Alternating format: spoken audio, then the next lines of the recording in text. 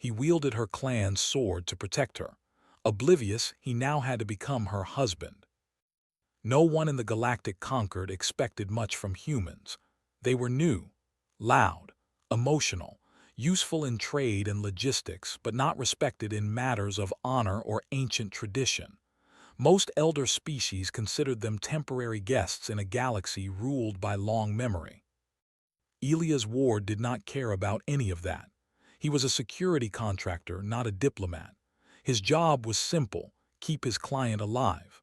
Politics, pride, and alien customs were problems for people with softer hands. His current assignment was Sariska of the Velari clan. She was tall, silver-skinned, and carried herself like someone born into command. Her people were old, older than many stars humans had mapped. The Velari believed in tradition the way humans believed in gravity. It shaped everything. Elias had been warned many times. Do not touch their weapons. The neutral trade station Karth 9 was crowded, loud, and full of species that barely tolerated each other. Sariska was there to negotiate supply routes, and Elias stayed one step behind her, eyes always moving. Something felt wrong. His instincts tightened the same way they always did before trouble. Then it happened. The station lights flickered. A sharp sound cracked through the air. Panic followed. 3 figures moved fast through the crowd, armored, masked, focused only on Sariska. Assassins. Elias reacted without thinking. He pushed Sariska sideways, felt heat burn past where her head had been. Energy fire scorched a wall. Down, he shouted. She moved, but another attacker dropped in front of them, blade raised. Not a common weapon. Long, curved. Glowing faintly with symbols that made Elias' head ache. Sariska froze. That was when Elias understood. The blade at her side, the one she always carried but never let anyone touch, was her clan's sword. Sacred, untouchable. The assassin lunged. Elias had no weapon in hand. His pistol lay meters away, kicked aside during the push. There was no time. He grabbed the sword. The moment his fingers closed around the hilt, the air changed. The blade flared with white-blue light. Symbols shifted and aligned as if waking from sleep. The metal felt warm, not burning, but alive. Elias had time to think only one thing. This better work. He moved. The sword was lighter than it looked. It responded to his grip, turning smoothly as if guided. Elias blocked the strike, sparks flying. The assassin hesitated, just a fraction too slow. Elias struck back. The blade cut cleanly through armor. The attacker collapsed. The other 2 paused. That pause saved Sariska's life. Elias stepped forward, placing himself between her and them. His stance was imperfect, human, untrained, but determined. The sword hummed. The assassins exchanged looks. Fear flickered behind their masks. They retreated, not because Elias was stronger, but because the sword obeyed him. Silence fell over the corridor. Sariska stared at the weapon in his hands, her eyes wide with something Elias could not name. Shock, fear, something deeper. You touched it, she whispered. Elias looked down at the blade, then back at her. Yeah, he said. You're welcome. That was the wrong thing to say. Security forces arrived moments later. The assassins were gone, the danger had passed, but something else had begun. Velari guards surrounded them, weapons lowered, not at Elias but away from him. Their faces were pale. One of them knelt, then another. Elias stiffened. Is this normal?" Sariska did not answer. Her voice was quiet when she finally spoke. "You should not exist anymore." That caught his attention. "What?" She took a slow breath. "No outsider has ever held a Velari clan sword and lived. The blade judges intent. It rejects the unworthy." Elias looked at the glowing weapon, then carefully returned it to her hands. The light faded, but the air still felt heavy. "Well," he said, "guess it liked me." That was when Sariska looked at him, not as a client looks at hired protection, but as a noble looks at something impossible. Across the station, Velari elders watched through remote feeds, ancient beings who had seen empires rise and fall. They said nothing. Because the signs were clear. The sword had bonded. Humanity had made a mistake they could not undo. Elia's ward walked beside Sariska as they were escorted to a secure chamber. He noticed whispers following them, alien eyes filled with disbelief. "So," he said lightly, trying to break the tension, "I assume there's paperwork for this." Sariska stopped walking. She turned to face him fully. "Elia's ward," she said, voice steady but strained. "Under Velari law, the one who wields a clan sword in defense of a noble is bound." "Bound how?" Her silence answered before she spoke. "By honor." "I am not capable of joking about this." His smile faded. Around them the galaxy continued as normal. Ships docked. Deals were made. Wars waited patiently for their turn. But for one human who acted on instinct, everything had changed. Elias did not know it yet, but by protecting someone who needed him, he had stepped into a role no human had ever held. And the galaxy would never see humanity the same way again. Its sky burned with soft gold light, filtered through layers of artificial atmosphere control. Massive stone cities rose from the ground like monuments to memory. Every wall carried marks of history. Every street whispered of tradition. Elia's ward felt very small walking through it. He was flanked by Velari guards, silent and armored, their movements calm and precise. Sariska walked beside him, her posture controlled, her expression unreadable. No one spoke. That worried him more than shouting ever could. "So," Elias said quietly, "you going to tell me what kind of trouble I'm in?" Sariska did not look at him. "You are not in trouble." "That's never good news." "You are involved." He frowned. "Involved how?" They stopped before a massive circular chamber. Tall pillars curved inward, forming a dome. At its center stood a ring of elders, ancient Velari whose silver skin had darkened with age. Their eyes glowed faintly with inner light. This was the high circle. Sariska stepped forward and bowed. Elias hesitated, then copied her, not perfect but respectful. The eldest among them spoke, voice deep and calm. "Elia's ward, human protector, protector, not outsider." That word landed heavily. "You touched the sword of Sariska's clan," the elder continued. "You wielded it in defense of her life." Elias nodded. "Yes, because someone was trying to kill her." A ripple moved through the chamber. Some elders looked surprised, others thoughtful. "You did not ask permission," another elder said. "There wasn't time," Elias replied simply. Silence followed. The first elder lifted a hand. "Intent matters." Elias swallowed. "Okay, what does that mean for me?" Sariska finally turned to face him. There was tension in her eyes now, something close to regret. "It means," she said softly, "that you are bound by Velari law." The elder continued, "The sword accepted you. That has not happened with a non-Velari in recorded history." Elias rubbed the back of his neck. "Look, I didn't mean to break any traditions. I'll apologize publicly if needed." Several elders blinked. "Apologize? That is not possible," one said. "Why not?"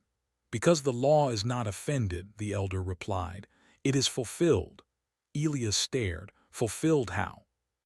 The room felt heavier. Sariska spoke again, slower this time. "The sword binds two paths, the one who defends and the one defended." Elias felt something tighten in his chest. "Bound like contract bound." "No," she said, "life bound." The elder spoke the words clearly with no emotion. "Marriage or death." The room went silent. Elias laughed once, sharp and disbelieving. "That's not funny." "No one is joking," Sariska said. Elias looked around the chamber. No smiles, no hesitation. They were serious.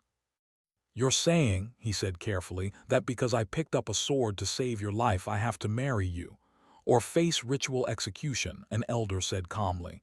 Elias took a step back. "That's insane." "That is tradition," another replied. Elias clenched his fists. "Humans don't do forced bonds. We don't do death for refusing marriage. This isn't okay." The elders studied him. "You may refuse," the first elder said, "but refusal carries consequence." Sariska's voice shook slightly. "If you refuse, rival clans will demand your death to cleanse the bond." Elias turned to her. "And you're okay with that?" Her eyes met his. No, that surprised him. Then why follow this? He asked.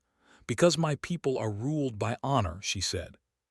And honor does not bend easily. Elias exhaled slowly. What if I leave, just go back to human space? The elder shook his head. The bond already exists. Distance does not undo it. Elias paced once, then stopped. There has to be another way. There is, the elder said. Proving worth, Sariska stiffened. Elias looked at her. What does that mean? The trials of binding, she said. If you survive them, the bond is recognized fully. If you fail, she did not finish. Elias understood anyway. What kind of trials? He asked. The elder's voice was steady. Trials designed for Velari warriors. Elias snorted. I'm human. That is known. Sariska stepped forward. Elders, he never agreed to this. And yet, the elder replied, he acted with honor without knowing our laws. That matters. Elias stopped pacing. So let me get this straight, he said. If I walk away, I die. If I refuse the trials, I die. If I fail them, I die. Yes. And if I pass, the elder inclined his head, you live and the bond stands. Elias looked at Sariska. She did not look away. He sighed, you aliens really don't believe in easy options. For the first time, a faint hint of amusement passed through the high circle. You may choose, the elder said. Now, Elias closed his eyes. He thought of Earth, of contracts and rules, of how humans handled impossible situations, not by backing down but by adapting. He opened his eyes. I'll take the trials, he said. Sariska inhaled sharply. You do not have to. Yes, I do, he replied. Because someone tried to kill you. And because I don't walk away from things halfway. The elder raised his staff. Then it is decided. The chamber shifted. Energy fields formed around the floor, glowing faintly. The trials will begin at dawn, the elder said. Until then, you will rest. As they walked away, Sariska finally spoke quietly. You may die because of me. Elias shrugged. I've almost died for less. She stopped him with a gentle hand on his arm. Why? She asked. Why risk this? He met her eyes. Because someone needed protecting. I didn't think about species or law, I just acted. Her gaze softened, something unfamiliar breaking through her control. Velari law forgot that reason long ago, she said. That night, Elias lay awake in a guest chamber carved from stone and light. His body ached. His mind raced. He was not a warrior bred for combat. He was not trained for alien trials. But he was human. And humans survived not because they were strongest, but because they refused to quit. Far above, unseen by him, the clan sword rested in its chamber. For the first time in centuries, its light pulsed. Not with blood. Dawn on the Velari homeworld was silent. The sky shifted from gold to pale white as light passed through the atmosphere shields. Across the capital city, citizens gathered in high terraces and open halls. News had spread fast. A human would face the trials of binding. Most believed it would be quick. Elias' ward stood at the center of the trial grounds, a wide stone arena carved directly into the planet's surface.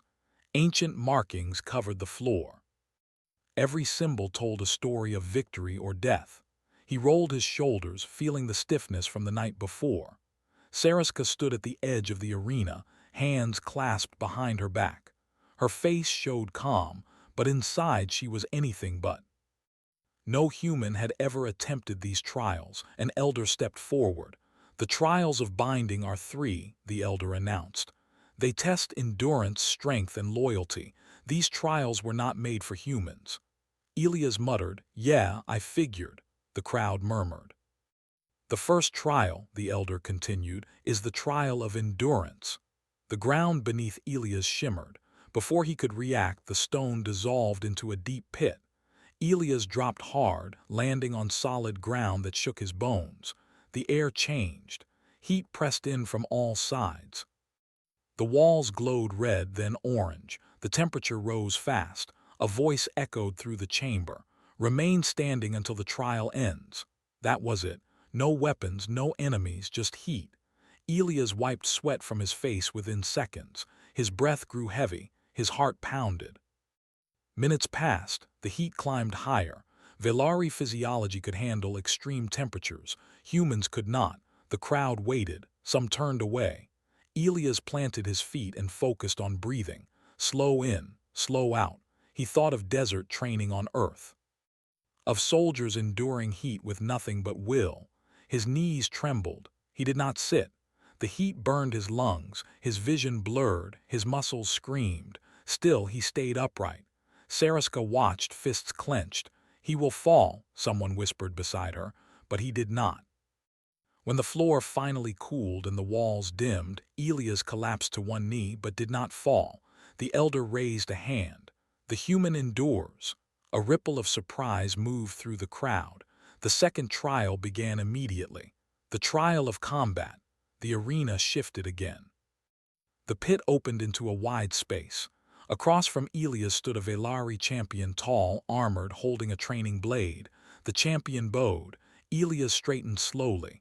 His body still burned from the heat. He had no armor, no weapon. "Rules?" Elias asked.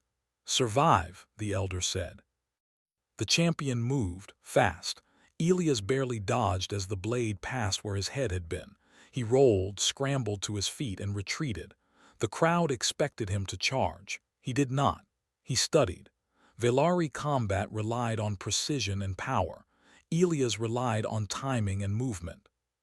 He let the champion strike, then strike again. He waited. When the champion overextended, Elias acted. He grabbed the warrior's wrist, twisted hard, and drove a shoulder into the Velari's center mass. The impact knocked the wind from both of them. The champion recovered first and struck again, cutting Elias across the arm. Blood ran. Sariska's breath caught. Elias gritted his teeth and stayed standing. Pain was not new to him. He changed tactics. He moved closer, forcing the champion into short strikes instead of wide swings. He used the arena walls. He used angles. He used stubbornness. Finally, when the champion raised the blade for a finishing blow, Elias stepped inside the strike and drove an elbow into the Velari's chest. The champion fell. Silence. The elder raised his staff. "The human survives." Some in the crowd stood. Others looked uneasy. The third trial remained. "The trial of loyalty," the elder announced. This one was quiet. Elias was led into a smaller chamber, no heat, no weapons. Only Sariska stood inside. She looked at him, confusion in her eyes. "What is this?" Elias asked. The elder's voice echoed. "The final trial tests intent. You may leave now. You may walk away from the bond. If you do, you will be allowed safe passage back to human space." Elias blinked. "And the catch?" Sariska stiffened. "If he leaves," the elder continued, "Sariska will be stripped of rank for allowing an outsider to touch the sword." Elias turned slowly toward her. "That true?" he asked. She nodded once. "Yes." The room was silent. Elias laughed softly, tired and rough. "So this whole thing ends with you paying the price." "That is how honor works," she said quietly. Elias closed his eyes. This was the real test, not strength, not pain, choice. He opened his eyes and met her gaze. "I'm not leaving," he said. Sariska's eyes widened. "You do not know what that means." "I know exactly what it means," Elias replied. "It means I don't let others suffer for my actions." The elder's voice filled the chamber. "The human chooses loyalty without compulsion." The walls glowed. Far away, the clan sword responded. In its chamber, the blade ignited with light, brighter than it ever had before. The elders felt it. The bond deepened. Elias stepped back into the open arena. The crowd was no longer silent. Whispers filled the air. A human had endured heat meant to break warriors. A human had survived combat against a champion. A human had chosen loyalty over freedom. Sariska approached him slowly. "You did not have to do that," she said. Elias shrugged weakly. "Guess humans are bad at quitting." She studied him, then bowed her head, not as a noble but as an equal. For the first time, Velari tradition wavered. And for the first time, the galaxy began to understand something dangerous. Humans did not follow honor because they were forced to. They followed it because they chose to. Above them, the sword's light burned steady, waiting. The Velari capital had never been so quiet. Word of the trials spread across the planet and beyond it. Screens in public halls replayed the moments again and again. A human standing in heat meant to break warriors. A human surviving combat without armor. A human choosing loyalty when freedom was offered. The elders gathered once more in the high circle. This time, the air felt different. Elia's ward stood at the center, tired but upright. His arm was bandaged. His body ached in ways he would feel for weeks, but his eyes were steady. Sariska stood beside him, not behind. The eldest elder stepped forward, leaning on a staff carved with ancient symbols. "The trials of binding are complete," the elder said. "The human has endured." The crowd watching from the terraces remained silent. No cheers, no anger, only attention. Elias shifted his weight. "So do I live?" A few elders blinked. The elder answered calmly, "You live." Elias let out a slow breath he had been holding since the moment he grabbed the sword on the station. "And the bond?" he asked. Sariska's fingers tightened slightly at her side. The elder turned his gaze toward the clan sword, which floated now in open air, glowing softly. It had not been moved by hand. It had risen on its own. The bond was never about law alone, the elder said. It was about purpose. He looked back at Elias. "You wielded the blade not for glory, not for power, not for conquest." Elias shrugged. "I just didn't want her to die."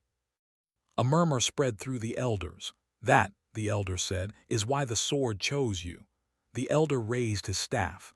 Light rippled across the chamber walls. Ancient symbols shifted, rewriting themselves. Sariska's eyes widened. "You are changing the record," she whispered.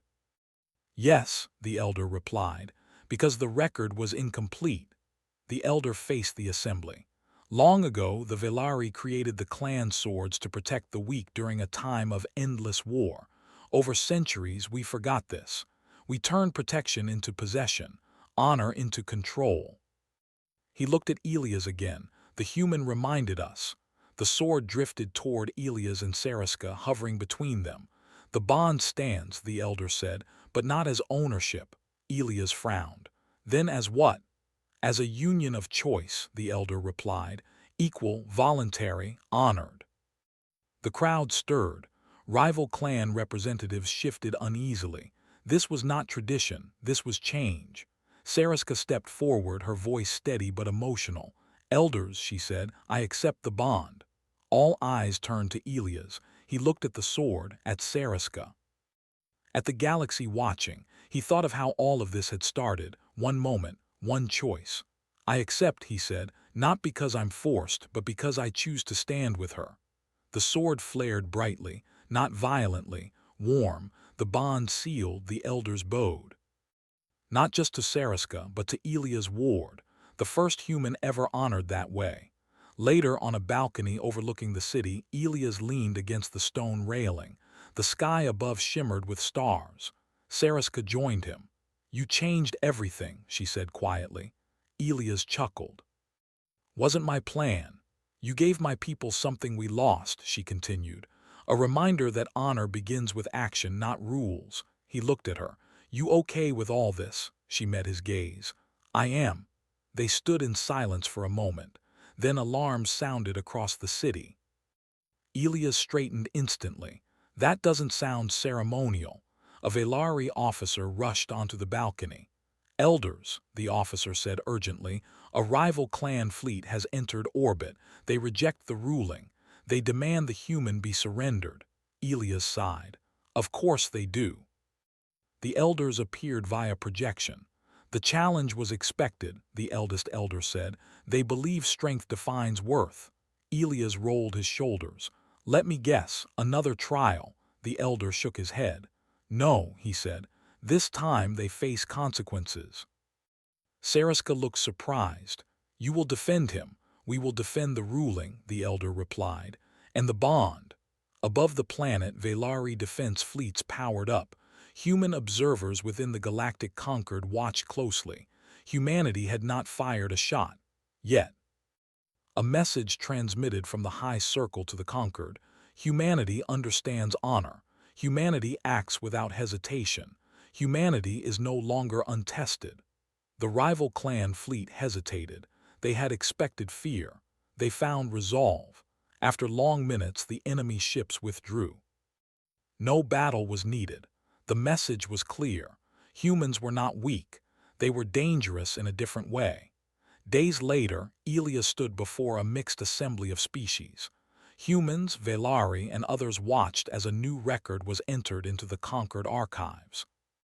Elia's ward, the speaker announced, recognized as bonded protector of the Velari clan, first of his species. Human representatives exchanged stunned looks. One choice had elevated all of them. Later, alone again, Elias looked at the sword resting nearby. "Never wanted a title," he said. Sariska smiled faintly. "Titles rarely choose us. We choose what they mean." He nodded. The galaxy would remember this moment, not as the day a human married into alien law, but as the day a human reminded the stars what protection truly meant. Humanity did not conquer. Humanity did not demand. Humanity simply stood between danger and someone who needed help. And the galaxy learned something it would never forget. When humans choose to protect, they do not stop.